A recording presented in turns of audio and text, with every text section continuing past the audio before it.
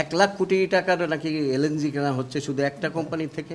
আরে না, আপনি আজকে দেখেন, আমরা তো সব ইন্টারন্যাশনাল প্রাইসগুলো কম্পেয়ার করে দেখি, সেটা এই আমেরিকা হোক, চায়না হোক, বা সৌদি আরবিয়া হোক, কাতার অবশ্য এখন বন্ধ চুপচাপ, যে অন্যগুলো আমরা করছি, কম্পেয়ার করে করছি, এত সহজ না। আমেরিকা হলে আমরা দিয়ে দেবো। পিটার হাসকে আমরা জানি হতে পারি, তো পিটার হাসকেই কোথায় করে, এর আগেই সে ছিল কি জানি, আরে কি জানি মরিয়ার্টি ছিল না, সে তো গার্মেন্ট, আমরা কি গার্মেন্ট ওখানে দিয়ে দিছি ওর জন্য। আমি বুঝি নির্মাণের শিল্প, সালাম স্টিল বোঝে ডিউরেবিলিটি। সালাম স্টিল, মোস্ট ডিউরেবল স্টিল। দাম কমলে যে কমবে, পৃথিবীর অন্য দেশে কিন্তু খুব কমই হয় এই আপনার।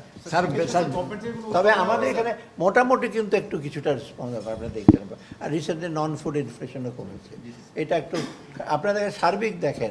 আমি 10,000 টাকা বেতন পাই, আমরা খাবারও কিনবো, সাথে সাথে স্বাস্থ্য খরচ আছে, ট্রান্সপোর্ট, যদি ওইদিকে একটু কমে তো অসুবিধা কি। এখন আপনার লেখালেখি হচ্ছে ওইদিকে ফুড সেটা কমিলো, কিন্তু নন ফুড কমিলো না। আরে এর লোকজন ফুডটা খায়, সাথে সাথে আবার বাড়ি ভাড়া দিতে হয় না। আপনার সার্বিক একটা বিষয় হলো যে বিভিন্ন সেমিনারে অর্থনীতিবিদরা বলে যাচ্ছেন যে বাংলাদেশে বেকার সংখ্যা এমন ভয়ঙ্কর রূপ ধারণ করেছে যা অর্থনীতিতে বিরাট প্রভাব পড়বে, নেগেটিভ প্রভাব পড়বে। এই ব্যাপারে আপনার না, ওনার যেসব অ্যাডজেক্টিভ বিশেষণ ব্যবহার করেছে ওটার ব্যাপারে, তবে কোয়ান্টিটি ডেফিনেটলি কর্মসংস্থা একটা চ্যালেঞ্জ।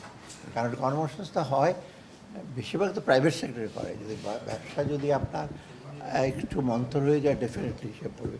সেটাতে আবার এফেক্ট করে ব্যবসা বাণিজ্যে আমরা কতটুকু সহায়তা দিচ্ছি, পলিসি সাপোর্ট দিচ্ছি, এটা কিছুটা। একেবারে ওনারা যে ভয়ঙ্কর বিশেষ মানে এপিডেমিক ভালো মনোযোগ আকর্ষণ করার জন্য এগুলো বলা, আমাদেরও মনোযোগ আকর্ষণের জন্য বলছে। আমরা কনসার্ন ব্যবসাটা একেবারে এখন একটু বেটার হয়েছে। মাঝখানে তো আপনি দেখবেন আমাদের ইনডাইরেক্ট ট্যাক্স রেভিনিউ জানুয়ারি তো একেবারে, এখন কিন্তু ট্যাক্স রেভিনিউ স্পিকিং আপ, আপনারা খোঁজ নেন।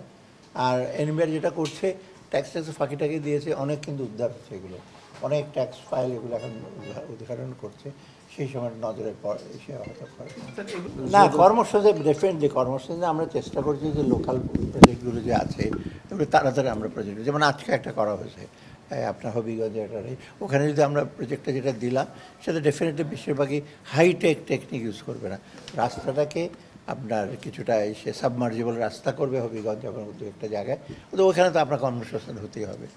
ওই রকম কিছুটা আমরা চেষ্টা, আর সাথে সাথে ব্যবসা ওরিয়েন্টেড কর্মসংস্থান সবচেয়ে বেশি দরকার।